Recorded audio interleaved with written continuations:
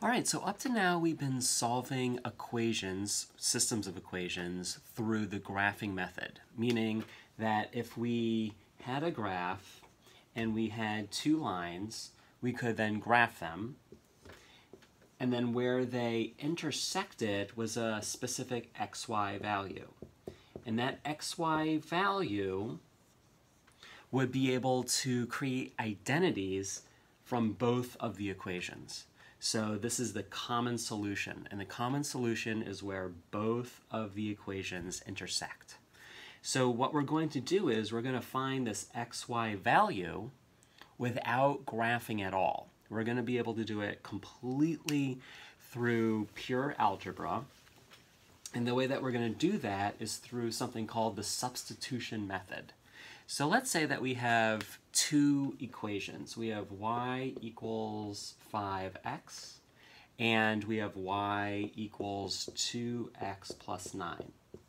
So you could graph both of these equations, and then you could see where they intersect, and that point, that xy point, would then be the common solution to both of these equations. But here we're not graphing. We're going to use the substitution method to figure out what common x and what common y these two equations have. So what we're going to do is we're going to take one equation and we're going to substitute it into the other equation. In order to do that, you need to have either y or x by itself. So in this case, we're given y by itself already, and y equals 5x. Because y equals 5x in this first equation, what we can do is substitute in this y for 5x.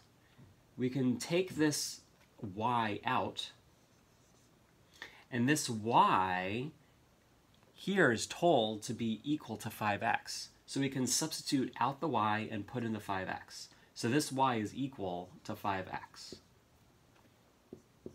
Now, since this y was equal to 5x, we can write the rest of the equation, and everything now is in terms of x. So now that we have substituted out the y and substituted in something that is equivalent to y, in this case 5x, we can now write an entire equation with only x's. We have substituted out the y completely. Now we can just solve this for x like we would any other equation.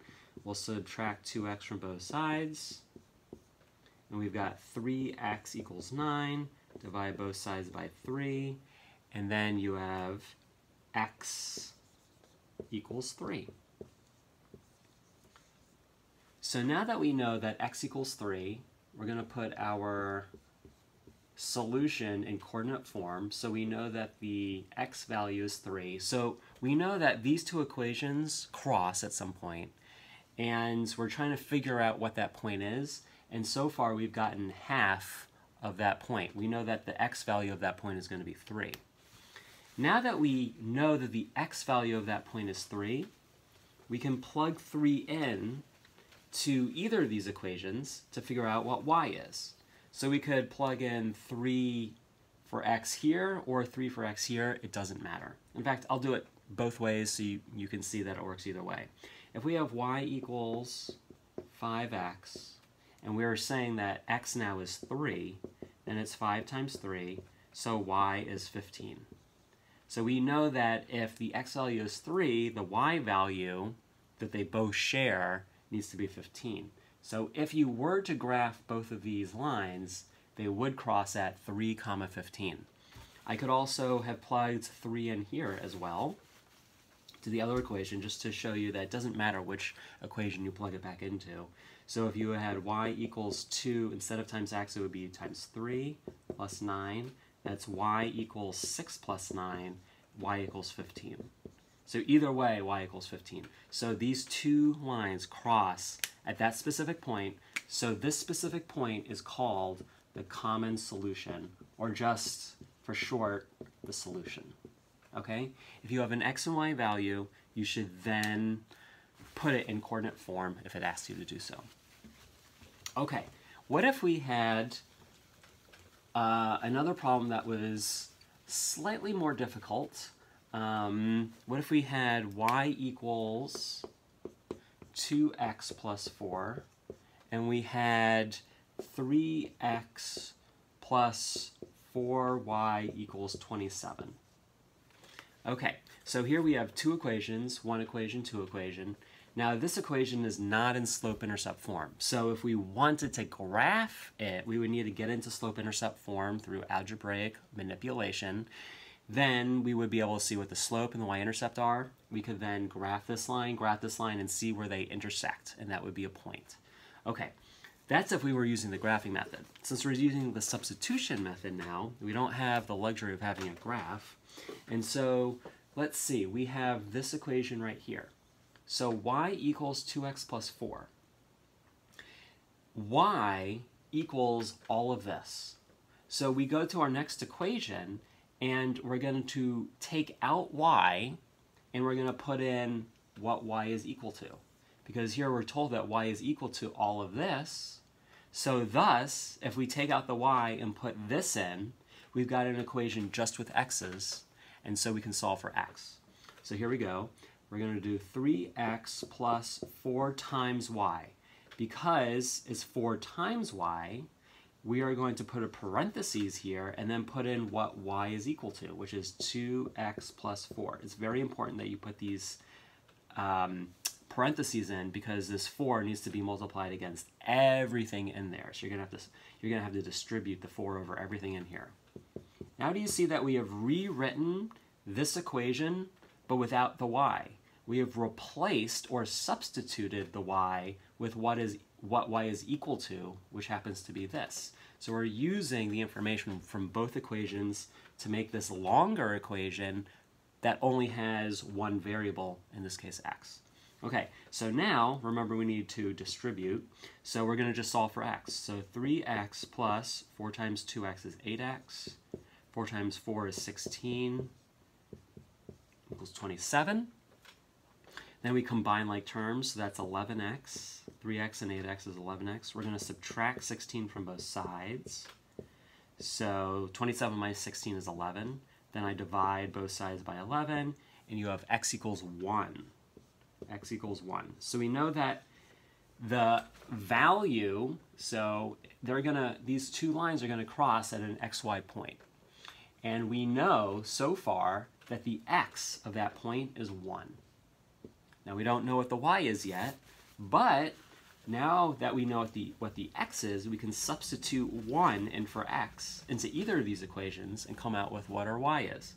Since this equation is already set up for a y by itself, it's much easier to plug this 1 in for x in this equation because y is already isolated. So while we could use either of these equations, let's use this one.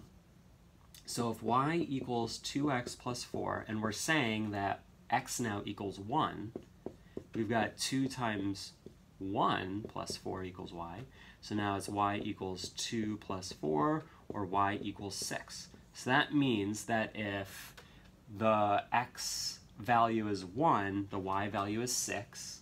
And so if I were to graph these lines out, they would cross at the point 1, 6, which is the common solution. So the common solution to both of these lines, meaning a x, y value that when plugged into both of these equations will make both of these equations identities. Okay, so let's move on to another more difficult example. So we're just increasing our difficulty as we go along. What if we had two equations, y plus 2x equals 4, and then we also had, so that's one equation, and then our other equation is 2y plus 12 equals 6x. So let's say these are our two equations, all right?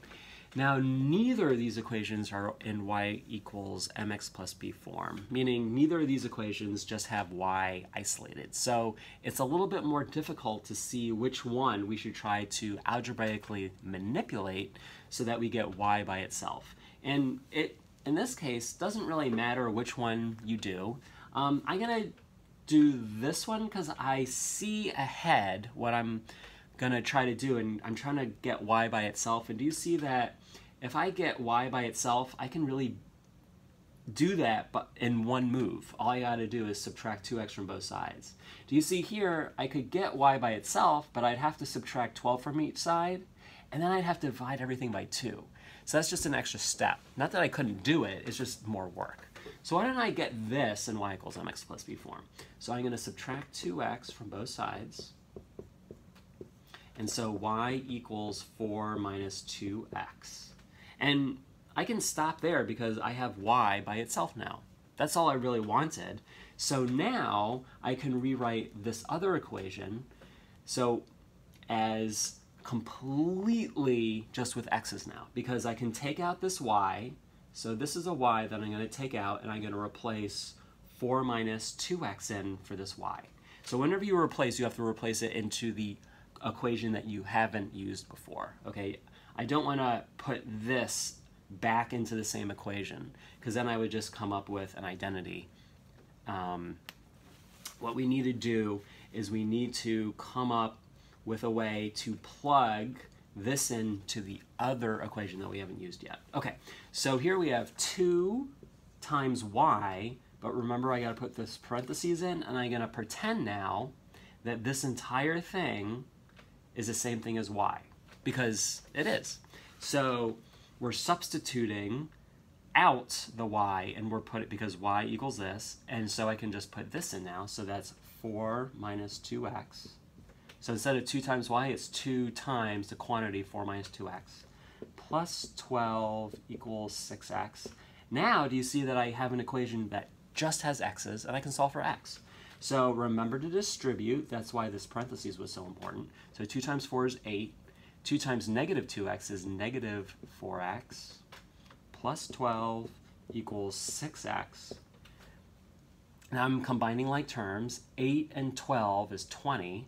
So that's 20 minus 4x equals 6x. Why don't I add 4x to both sides? And then I've got on this side 20, and I've got on this side 10x. I'm going to divide both sides by 10. And 20 divided by 10 is 2. So x equals 2. X equals 2. 20 divided by 10 is 2. So I get x equals 2. So I know that the common solution, or again, just for short, the solution, is going to be x comma y. And now we know that the x is 2. Okay, now we just need to figure out what the y is. To come up with the y, just plug 2 in for x. Okay, so you can plug 2 in for x in any of these equations that you like. So you can plug 2 in for x here, 2 in for x here, or you could even plug in 2 in for x here. This is another equation that is valid. So since y is already isolated in this equation, let's just use that equation. So y equals 4 minus 2x. 2 times x. Here, x happens to be 2, so we'll plug in 2 here. So that's y equals 4 minus 4. 4 minus 4 is 0, so y equals 0. Okay, so then we'll put in 0 for y.